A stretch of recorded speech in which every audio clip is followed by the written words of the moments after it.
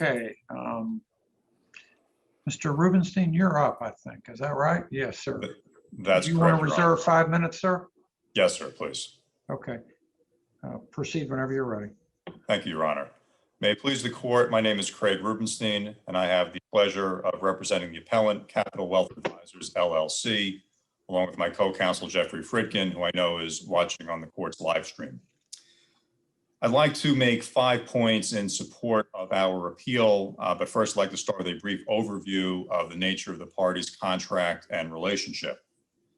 Both the appellant, Capital Wealth Advisors, LLC, and appellee, Capital Wealth Advisors, Inc., are insurance agencies. And the nature of their relationship was that Capital Wealth Advisors, LLC, the appellant, through the network of referral sources of its principal, Benjamin Steiner, would generate business for or bring in insurance clients, and then appellee, Capital Wealth Advisors, Inc., would service that business. Indeed, the nature of that relationship is set forth and admitted by William Bynon, one of the principals of Capital Wealth Advisors, Inc., in his deposition testimony. And we cited that deposition testimony in the very first paragraph of our statement of facts in our initial brief. When you look at the communications between the parties leading up to the formation of the contract, in particular, there's a November 5, 2010 email from Blaine Ferguson, another of the principals of Capital Wealth Advisors, Inc., which is referenced in paragraph 5 of our statement of facts, where Mr. Ferguson wrote, and I quote, "Bottom line, if you introduce a Michael Ben Jacob, this needs to ensure you get paid on any business conducted with him for perpetuity. Maybe this can be accomplished by adding specific names to an addendum." And in fact, there is an addendum to the contract, Exhibit B, which lists a variety of referral sources with whom Mr. Steiner, a principal of Capital Wealth LLC, had relationships. Number 4 on that addendum, or Exhibit B, is Michael Ben Jacob. Michael Ben Jacob is a trust and estates lawyer with the law firm of Arnold and Porter Case Scholler in Manhattan, New York City. And Mr. Ben Jacob was deposed in this case. And as we cited in paragraph 11 in our statement of facts, Mr. Ben Jacob testified very clearly, unequivocally, and without rebuttal by any record evidence, that but for his relationship with Benjamin Steiner, he never would have referred the 2 siblings at issue in this case down to Capital Wealth Advisors, Inc. in Naples, Florida, for their insurance business. Mr. Rubenstein, though, these facts are well known to us. I think Yes, we've sir. all read them very carefully. As you know, the trial court found that this contract violated restraints of trade under 542.335 because it wasn't limited to time and to geography. Had no limitations to it. It was open-ended forever, and found that it violated that particular section on restraint of trade. It didn't have any limits to it on any time or geography, and most commonly these agreements do. So help me understand why you think the trial court was wrong on that issue, because to me that's kind of the key issue in this whole case, whether it did or didn't violate restraint of trade. Absolutely, Your Honor. So there are a number of issues there. The first one is we don't really know what the lower court's reasoning was. We know what its conclusion was. There are no findings of fact, and you raised that also as an issue, that they didn't tell you why. Right. So we're guessing as to why the court reached this conclusion. We certainly know what the conclusion was, but we don't know what the court's reasoning was. We don't know what facts it was relying upon. We don't know what logical steps it went through to reach that conclusion. But leaving that to the side, the first thing I would say, Your Honor, is there is not one single solitary case that's been cited by any of the appellees that stands for the proposition that the splitting of insurance commissions for any period of time is a violation of Florida Statute 542.335. Not one case. In fact, the law in Florida is the exact opposite. Under Florida Statute 626.794 subdivision 1, which states, and I quote, "A licensed and appointed life insurance agent may share any commission or other valuable consideration with an incorporated insurance agency." I don't Now, think there's any dispute that they can split commissions. I think that's pretty much a known. The question is, can they have an agreement that is never ends and can blanket the world? The answer is yes, and let me explain why. The situations that you're referring to are your typical restrictive covenants and employment agreements, that where it says, okay, employee X leaves a law firm, for example. I'm in Boca in Palm Beach County. So if the agreement says I can't work in the United States for 3 years, every court's going to strike that down as being overbroad. But here, there's no prohibition against Capital Wealth Advisors, Inc. from continuing to work in the insurance agency business. It can work. In fact, it can compete against Capital Wealth Advisors, LLC. The only restriction, if you will, if you view it as a restriction, is that for the limited group of clients that are referred to Capital Wealth Advisors, Inc. by the referral network of Mr. Steiner and Capital Wealth Advisors, LLC, for that narrow group of clients, Capital Wealth Advisors, Inc. must merely share those commissions, just as it did for years before the mother lode came in. This contract doesn't restrain trade, Your Honor. This contract actually created business for Capital Wealth Advisors, Inc. that it otherwise would not have had. As Mr. Ben Jacob testified, but for his relationship with Mr. Steiner, he never would have referred these clients to Capital Wealth Advisors, Inc. So this contract, yes, it has the word perpetuity in it, but you're talking about a very limited group of people by a limited group of lawyers on a schedule to a contract. You're not talking about the world at large.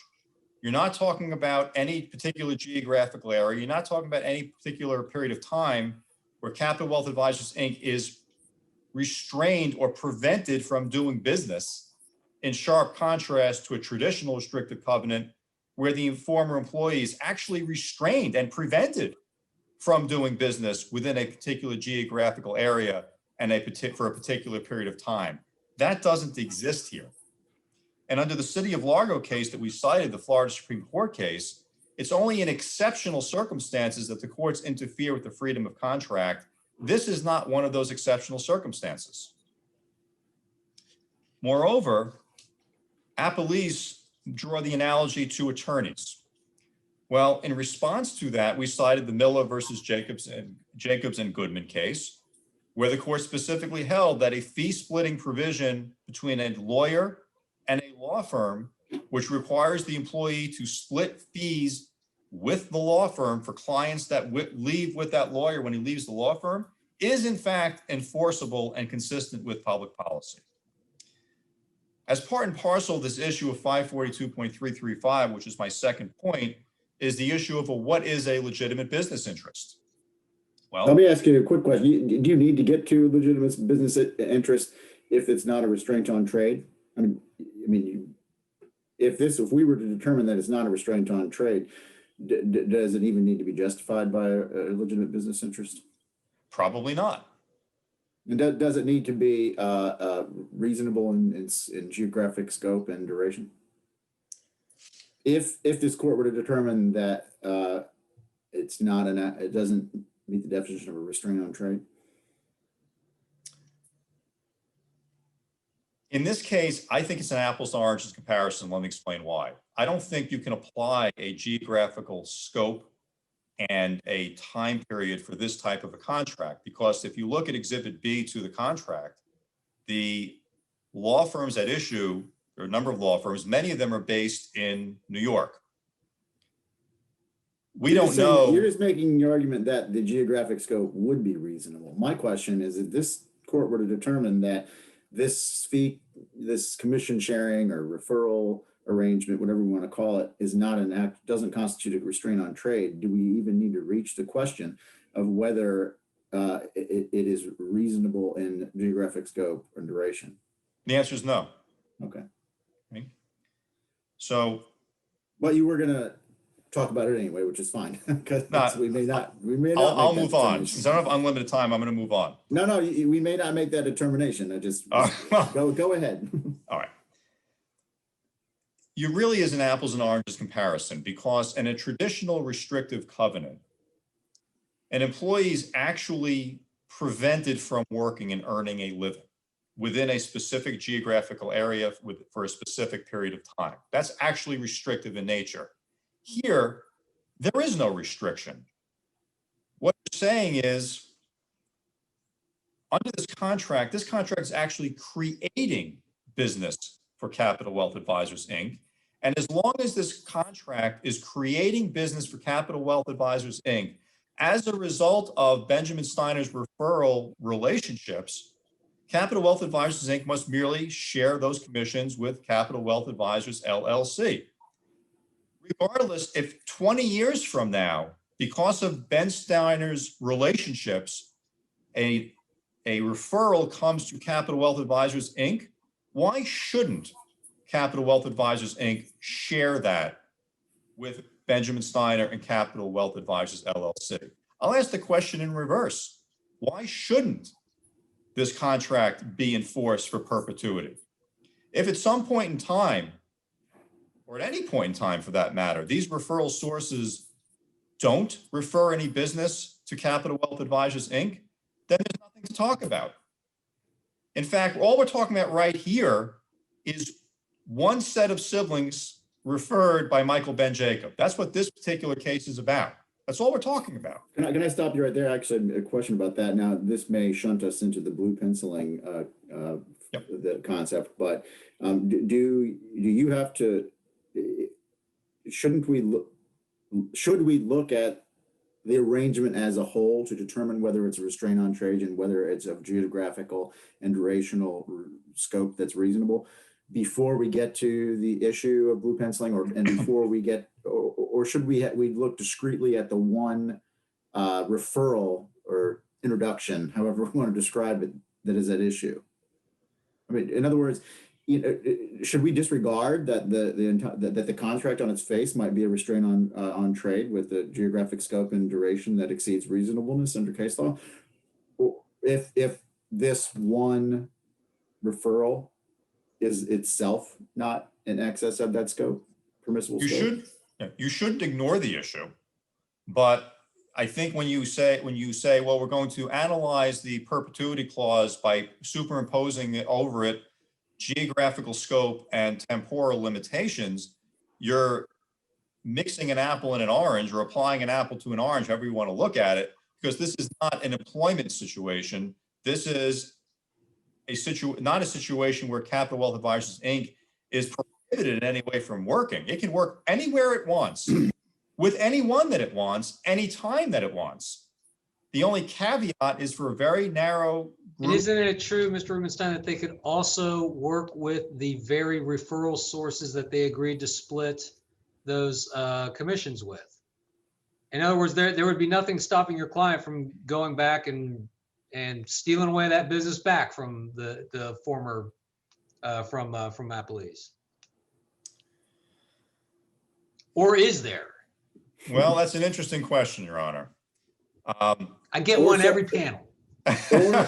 Or to add to that, or selling them different products than the one for which the commission is based. I don't know if that's the way the arrangement works. You could correct mine.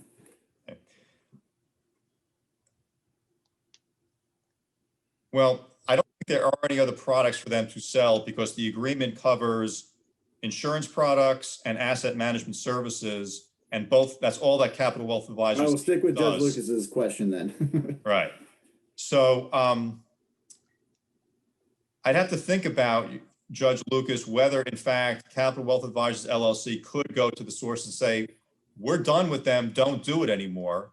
Yeah, see, and that's kind of where the rubber hits the road, right? Because if there's something in the contract that limits their ability to do business with these people, then it's starting to look less like just the fee split, which is what you're talking about, and a little more like a non-compete, non-solicit, right?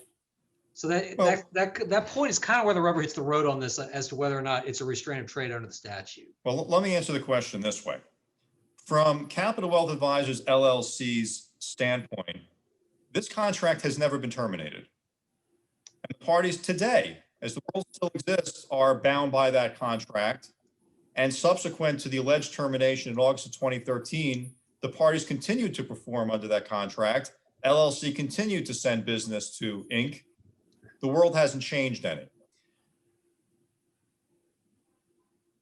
I don't want to give an answer without thinking it through, if you don't mind, as to whether. But here's the problem. We got to huddle up later and sort through you all's arguments. So here's the thing: as it stands, you have a judgment that based, reading between the lines, at least arguably, stands for the proposition that this is a restraint of trade, and the contract, and it's going to Judge Atkins' point, it's a non-blue penciled final judgment. In other words, it's just restraint, illegal restraint of trade. Take nothing, go away. Under that set of facts, what would stop your client from going forth and taking that business back? And Mr. Rubenstein, just so you know, you're well into your rebuttal time at this point. Okay. So it's your time. Use it however you want to. Okay.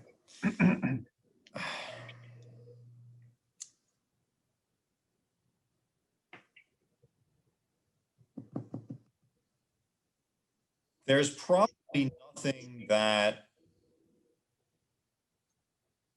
would prevent Capital Wealth Advisors LLC from sending notice to Inc. that it is terminating the contract and the parties can move forward independently. I don't think there's anything that obligates LLC to continue with it if it chooses not to. Mm-hmm. So it's not a prohibition of competition vis-a-vis the world. It's for this narrow group of clients where the business is coming in as a result of Ben Steiner's referral relationships, you've got to split the commissions. But even if you accepted or affirmed the notion that the contract is restraint of trade, where the lower tribunal also erred, isn't failing to blue pencil. At a bare minimum, it should have said, look, we're only talking about one referral here, one referral of a pair of siblings from one lawyer. So as to that referral, I'm going to find that this is not a restraint of trade. At a bare minimum, that should have been done. And last point, the finding of a restraint of trade, if this court were to affirm that, not only precludes count 5 for unjust enrichment, but actually strengthens the claim for an unjust enrichment, because it's only in the absence of an express enforceable contract that a claim for unjust enrichment exists. And we cited this court's holding in Clark and also the Hayes versus Moon case. So whatever time I have left, I'll please reserve for rebuttal. Thank you. Okay, you've got 2.5 minutes when you come Yes, back. sir. Okay, so Ms. Karlik and Mr. Koster, how are you going to divide your time? And if I butchered your names, forgive me. May it please the court, Edmund Kester representing CWA Inc., the appellee. I will use 15 minutes of the time and yield 5 minutes to Ms. Kurlik to argue on behalf of William Bynum and Blaine Ferguson, co-appellees. Okay, we're ready. First, Section 542.18 of the Florida statutes specifically bars all contracts that restrain trade. 542.335 is a carve-out to 542.18. The first paragraph of 542.335 reads, notwithstanding Section 542.18 and subsection 2, enforcement of contracts that restrict or prohibit competition during or after, and then it goes on to explain when you can have a legitimate business interest that's protectable and what the presumptions are back and forth. The key is the legislature used the term restrict or prohibit. So we've heard Mr. Rubenstein in his briefs and his argument suggest this only covers non-competes. It covers restrictions. Paying somebody over 50% of commissions for unknown customers that are referred by a long list of lawyers and law firms is under any definition a restriction. Whether we go to, I'll push back on that right out of the gate, Mr. Kester. Let me pitch a hypothetical for you, and you tell me if under the definition you just provided, if that would be an unlawful restriction of trade under the statute. All right. Suppose you have an author who has finished writing a manuscript, and the author enters into a contract with the publisher. And in her contract with the publisher, she agrees that for the duration of the contract, She will split royalties earned on the manuscript when the publisher publishes it as a book. And indeed, the publisher takes the majority of the royalties. And the duration of the publishing agreement is for the term of the copyright, which is the lifetime of the author plus 70 years. Would that, under your lights of your argument, be an illegal restraint of trade under the statute? If the agreement did not preclude the author from writing new books and doing other things, and it's only the division of the limited exception to antitrust issues, which I believe. What does the agreement in this case preclude the company from doing? What does this precludes CWA Inc. from taking business from any law firm, no matter how large, listed on Exhibit B, or any lawyer listed on Exhibit B, that refer a client that finds its way to CWA Inc. unless CWA Inc. gives 50+% of the commission to CWA LLC. And even worse, as alleged by Mr. Rubenstein and CWA LLC, they contended even binds the principals, William Bynon and Blaine Ferguson, as a tattoo. So if they I'm not sure that's a anywhere else, restriction. I'm not sure that's really a restriction that the legislature had in mind as much as it is a price point. So you were about to finish answering my royalty split question. Would it fall under the definition of the statute, or wouldn't it? your example, I do not believe would. Your example is more similar to Miller. So we heard Mr. Rubenstein rely on Miller. Miller is law firm has contracts in place with originated personal injury clients. They're contingent fees. They break up and they're talking about dividing the fees. Analyzing Miller and making it comparable to CWA LLC's case here, it would have to be something more like this. New lawyer joins firm. Lawyer says to new lawyer, I'm going to take you to bar events. I'm going to introduce you to judges. I'm going to introduce you to other lawyers. But for the rest of your life, if any of the people I introduce you to ever refer you a client, this firm gets 50% of your revenue going forward. That would be a financial disincentive, and that would be a restriction. What if those people were confined to a list? The list here, to these people, and you get business, then you give me a cut. absolutely would be fun. I'm just gonna introduce you to random, hey, anytime I kind of advance your career, you give me a cut. Is different than saying, if I introduce you to these people and they specifically give you this specific type of business, I get a cut. The list makes it even more clear that it's barred by 542.335. Okay, Now, that's a separate question in my mind than whether it's a restraint on trade. I may have cut you off prematurely, but the list, it seems like maybe it was a bad deal after all was said and done for the company. But the size of the list it seems to me that it goes towards the reasonableness under 542.335, but does that make it a restraint on trade under 542.18? Absolutely. No. It is a serious financial disincentive, and that is, in fact, okay. So let me ask you this. I was going to bring up that word. You brought it up for me.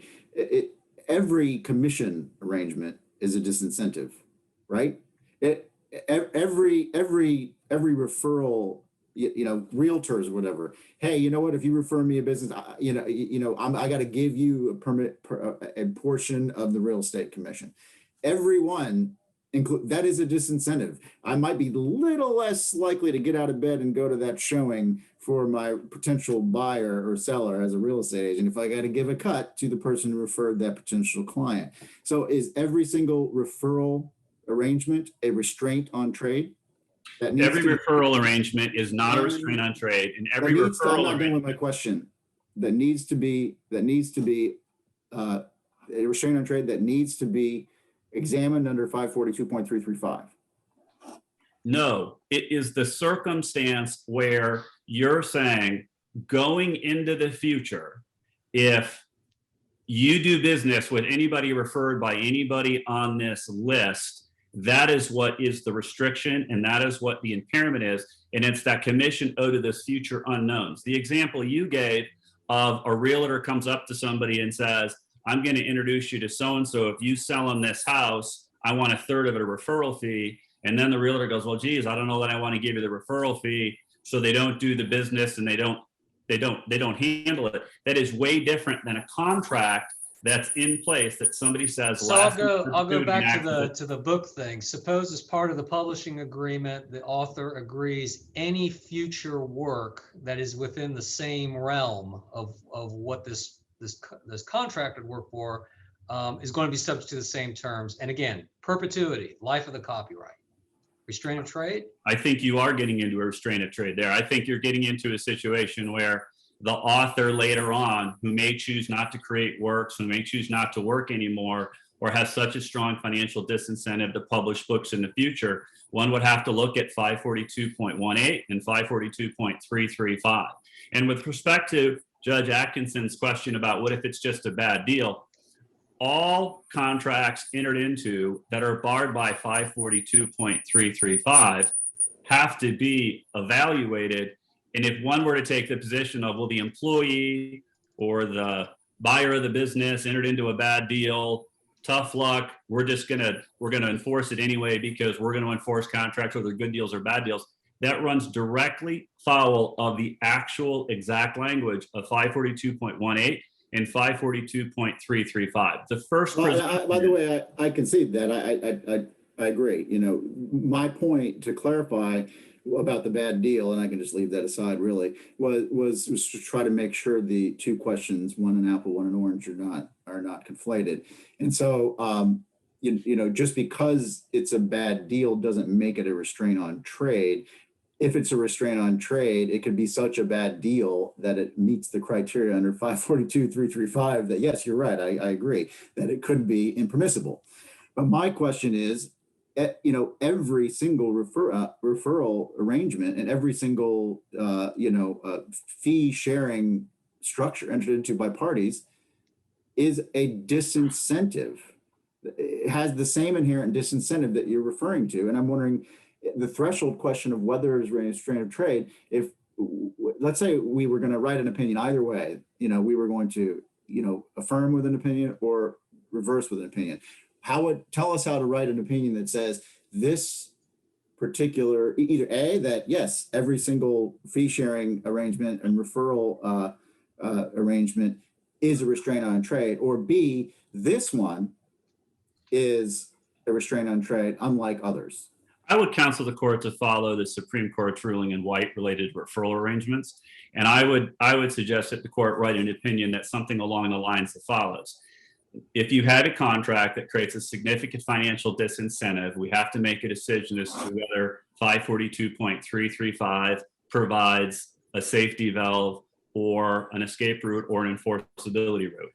We then go, does the person seeking enforcement have a legitimate business interest? Here, undisputed fact is CWA LLC is not in business, was not doing business, does not have legitimate protectable interest, is not cultivating the referral sources. They're contended to be friends of Ben Steiner, who claimed he took my clients from a lower level world and introduced them to wealthier world people. You then would go to the White case and you would say, 542.335 is not an exhaustive list of what can be a legitimate protectable business interest. In some cases, it can be referral sources. But you would go back here and you would say an introduction to some lawyers and some law firms that grow over the course of time, that clearly there's not a direct relationship with all lawyers at the firms, is creating too broad an infringement on the right of CWA Inc. and its principles to work and compete. And if you look at it with that breadth, it unequivocally becomes unenforceable. And that's what the trial court found. And if the court were then to go to the next step and say blue pencil, the court would say, okay, well, first of all, there's nothing to blue pencil because there is no legitimate business interest to protect. To say that I'm a wealthy person with a lawyer that does my estate planning, was my dad's lawyer, and I introduced you to him, that is not a legitimate business protectable interest. If you say, I know a doctor, or I have a friend, or I introduced you. If you don't have a legitimate business interest, then we don't even get to reasonableness, right? Because we don't even It's gone. matter. Correct. It's gone. It's like, And that's it's why, gone. So that's in why other the words, Supreme this- Court's decision in White is a great place to start. I feel like I'm just trying to finish my points. So sorry, I just don't want to talk over you, and I don't want you to talk over me. Although I will take the prerogative to talk over you if I need to.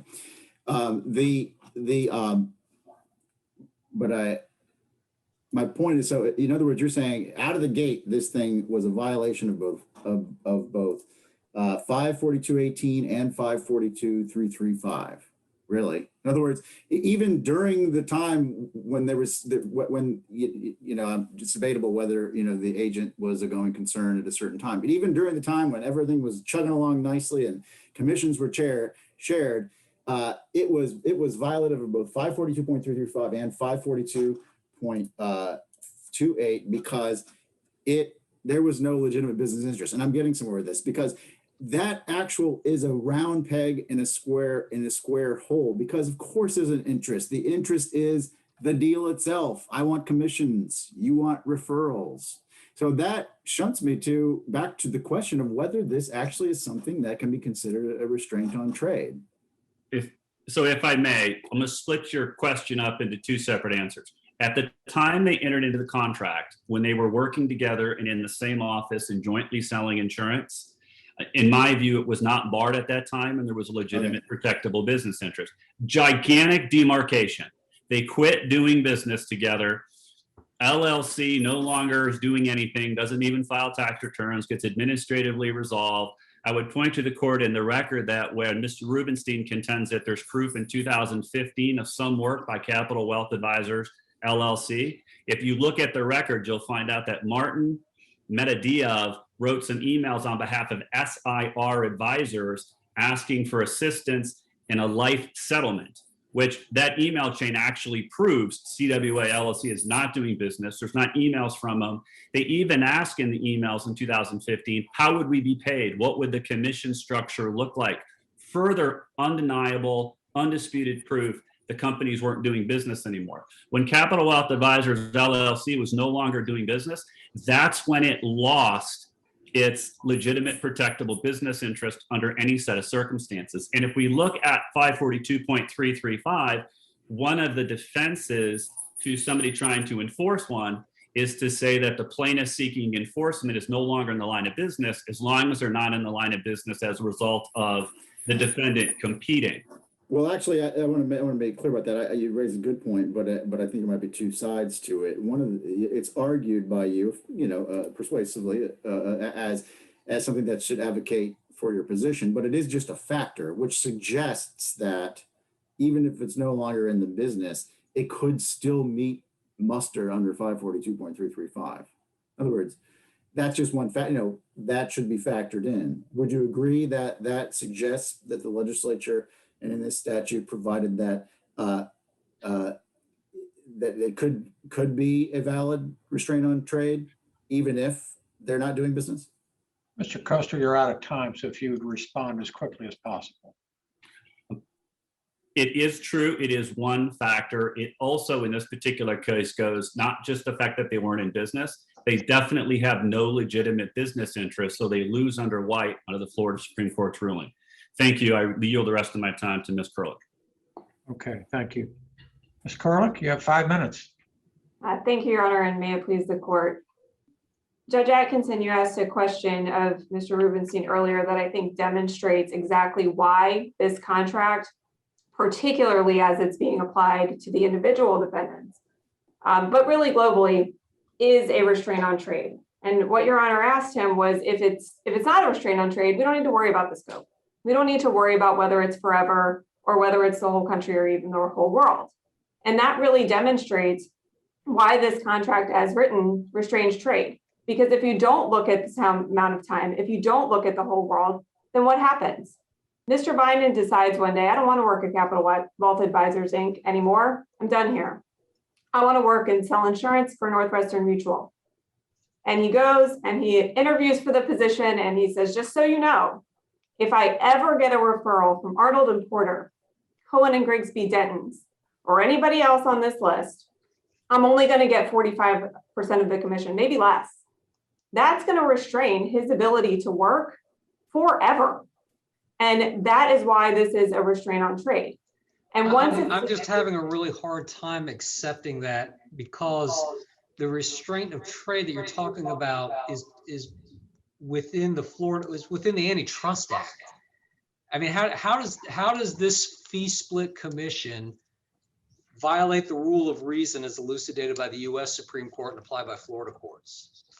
Well, I think the Florida legislature made the statute broad on purpose. 542.18 doesn't say that. Well, but the courts have repeatedly held that we interpret this in line with federal counterpart courts that are interpreting the Sherman Antitrust Act. We're supposed to interpret our Antitrust Act in the same lens. The rule of reason has been adopted here in Florida, and it's been repeated several times. And I'm having a hard time fitting this peg into that hole. So help me with that. Well, I think, again, I mean, the example of, particularly as it relates to the individuals who are not parties to this contract, docking their commission effectively at least 55%, up to much more than that, is not reasonable to expect someone to want to. I get it. It's a bad deal, but or at least from their perspective now. But how did it affect the market? Well, it affects the ability of those. It affects lawyers. it affects your individual client, sure, but how does it affect the market? Because that's the question that gets asked that has to get answered. Yep, and it certainly affects the market, Your Honor, because again, this is not a list of clients. This is not a list of people, insurance purchasers. Right, it's referral sources. It's a giant list of referral sources, including full law firms, Arnold and Porter, Cashel, or local law firms that if, for example, if Michael Ben Jacob, the same attorney at issue in this case, has a client, and Your Honor will see in the record, this is reflected, these particular clients, Michael Ben Jacob thought, Mr. Bynum of Capital Wealth Advisors, Inc. is a great fit for these people. That's who I want for my clients. Mm-hmm. If he's prevented from referring that to Mr. Bynum because Mr. Bynum won't take it under the extraordinarily reduced and thus unreasonable. That's his choice. That's his choice. He can walk away. I mean, he's not going to get enjoined. He's not going to get thrown in jail. It's an economic choice made upon an earlier economic choice that got made when they entered into this agreement. Well, that's why this just I'm not hearing you address my concern that this just doesn't seem to fall within the Florida Antitrust Act. Now, I understand Your Honor's concern, and I would point out again that Mr. Bynum and Mr. Ferguson, they didn't make this deal. They were not parties to this contract. They were not covered under the contract. But I do think, to address Your Honor's concern, I do think it affects the market, because if the financial disincentive is so huge that the folks who the referral sources want to refer the business to can't do it, won't do it, then it can affect the market as a whole. And maybe that's the kind of, I know we're short on time, but maybe that's the kind of thing that ought to get ferreted out at trial with witnesses and evidence and economists, rather than a summary judgment in which we're just kind of going off of inference and what we think how this might have affected possible referral of insurance in the insurance market. Because I don't know. We don't know. The trial court certainly didn't shed any light on it in the order that we've been given. He did not, Your Honor. It wasn't raised by the plaintiff below, frankly. That wasn't a point that was brought up. So under White, it would have been the plaintiff's job to demonstrate the industry-specific nature. They didn't try to do that, and that's why it wasn't addressed. That was on them to do. So if I could quickly just use the rest of my time to address unjust enrichment, because Mr. Rubenstein did touch on it. That was dealt with as part of the trial court's order. I just wanted to point out, he didn't cite his cases in argument today, but the cases that were cited in opposition in Mr. Rubenstein's or in the appellant's brief are all quantum merit cases. They basically say if a contract's invalid for whatever reason, then we can come to court on a quantum merit theory and at least get back the value of the services we provided or materials that we provided. That's not what they're seeking in this case. Your Honors can read the complaint in the record and see that all of the cases cited are inapposite to what's going on here. Equally important, the unjust enrichment count was included in the wherefore clause of the motion for summary judgment that was filed. It was always part of the relief that was being sought, and any objection on that point was never raised by the appellant or the plaintiff below. So unjust enrichment, if the court finds that this is an unlawful restraint of trade for all the reasons that Mr. Kester and I have articulated, then it naturally must find that there's no unjust enrichment claim as it's been pled by the appellant available. Thank you. Thank you. Okay, Mr. Rubenstein, you have 2.5 minutes, sir. Yes, sir. Thank you. I have three points to make. Number one, the assertion by Mr. Kester that it's undisputed that Capital Wealth Advisors LLC stopped doing business is a complete misrepresentation of the record. If you look at paragraphs 21 through 26 of our statement of facts, and the exhibits there too, demonstrate clearly that Capital Wealth Advisors LLC, in fact, continued to do business and never stopped. Point number two, Mr. Kester conceded that a book royalty example is not a violation of the statute. The Miller case is not a violation of the statute. This case is no different than either of those two. Point number three, my final point, with respect to the individual defendants, the issue isn't whether they're parties to the contract. The claim against them for count 3 is tortious interference with contract. So, and remember that in the court below, the individual defendants just joined in the motion for summary judgment, adopted all the positions asserted by Capital Wealth Advisors, Inc., and did not attempt to distinguish themselves in any way. So they rise and fall with Capital Wealth Advisors, Inc. Thank you. But what about the unjust enrichment claim, though? I mean, it's unjust enrichment and tortious interference. Your point that the unjust, because, can you go ahead? Sure, I'm happy to address that claim very, very simply. The money at issue went from the insurance companies to the individual defendants, and then some, but not all of that money went from the individual defendants to Capital Wealth Advisors, Inc. We cited for the court the case of Pincus versus SpeedPay, where the court held, and I quote, unjust enrichment claims may be pursued against an intermediary. So they're the intermediary, and an unjust enrichment claim can be brought against them. And I would note that the argument that— Wait, an unjust enrichment claim, that you're talking about whether they're parties or not. I'm talking about whether, if this is a invalid contract under 542.335, whether you can get unjust enrichment for it. Oh, absolutely yes is the answer. And there are two cases we cited for that. This court's decision in Clark, give me 1 second, Your Honor. Clark versus the State of Elrod, 61 Southern 3rd 416, and the case of Hayes versus Moon, where the court summarizes very nicely as follows. On the one hand, defendants asked this court to find that the oral contract is unenforceable by operation of the statute of frauds, thus precluding an action to enforce its terms, while on the other hand, finding that there is an express contract that will preclude an action for unjust enrichment. The notion that a contract could be both deficient so as to render it unenforceable, but simultaneously is sufficient so as to limit the availability of equitable relief is rejected. I recall that language. That is very helpful. Hang on. Let me ask you this. Hang on, everybody. We're not only out of time, we're way sorry. over out of time. All right. So we're done. Thank you, Judge Morris. Okay. All right. Thank